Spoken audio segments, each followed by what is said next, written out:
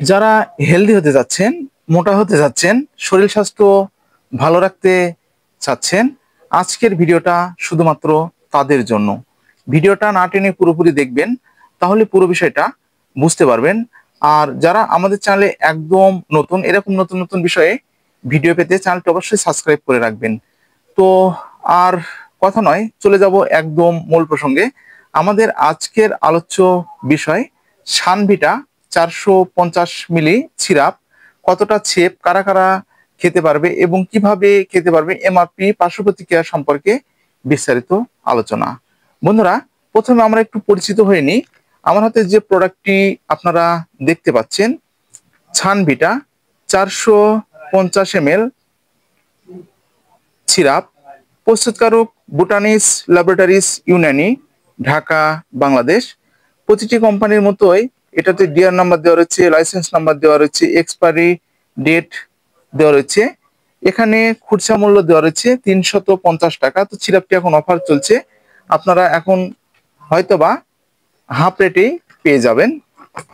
এই যে দেখতে পাচ্ছেন। তো আপনাদের সুবিধার জন্য আমি ভিতরের যে বোতলের যে ভিতরের গেটআপটা আপনাদেরকে দেখিয়ে দিচ্ছি, যেন আপনারা বুঝতে পারেন এই প্রোডাক্টটি সম্পর্কে। এই যে সেবনের জন্য চামচ রয়েছে। তো আমরা পরিচিত হলাম, এখন কার্যকারিতা সম্পর্কে একটু জেনে নিই। সাধারণ দুর্বলতার ক্ষেত্রে আপনারা ব্যবহার করতে পারবেন। শক্তিবর্ধক, পেট ফাঁপা, বায়ুজনিত পেট ব্যথা, অজীর্ণ ও হজমের দুর্বলতায় অত্যন্ত কার্যকারী। তো তাহলে আপনারা কার্যকারিতা সম্পর্কে বুঝতে পেরেছেন। তো এখন হয়তোবা আপনাদের প্রশ্ন থাকতে পারে যে এটা খেলে কিভাবে হেলদি হতে পারবেন।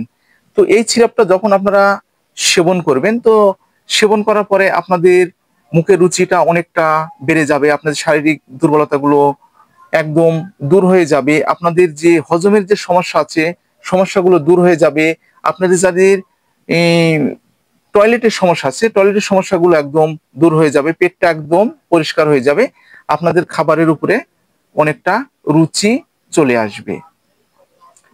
আপনারা যদি কন্টিনিউ খাবার খেতে পারেন, ঠিকমতো ঘুমাতে পারেন, আপনাদের মনটা যদি ভালো রাখতে পারেন, তো তাহলে আপনারা এমনিতেই হেলদি হতে পারবেন। তো এটি সেবনের একটি নিয়ম রয়েছে।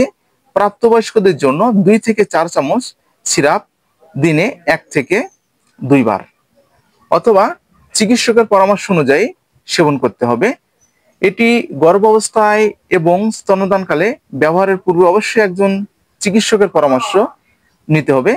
পার্শ্ব প্রতিক্রিয়া একদম নেই বললেই চলে, তবুও কিছু কিছু ক্ষেত্রে ত্বকে অ্যালার্জি, ফুসকুড়ি দেখা দিতে পারে।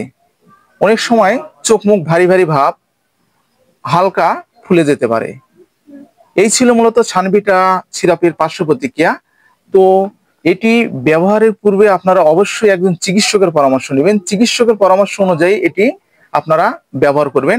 আপনারা কারো কথায় কান দিয়ে এবং কারো গুজবে কান দিয়ে সিরাপগুলো কিনবেন না, আপনারা চিকিৎসকের পরামর্শ অনুযায়ী সিরাপগুলো ব্যবহার করবেন এবং ডোজটা মেনটেন করবে। চিকিৎসক যদি আপনাদেরকে 2 ফাইল খেতে বলে, তাহলে 2 ফাইল আপনাদেরকে খেতে হবে।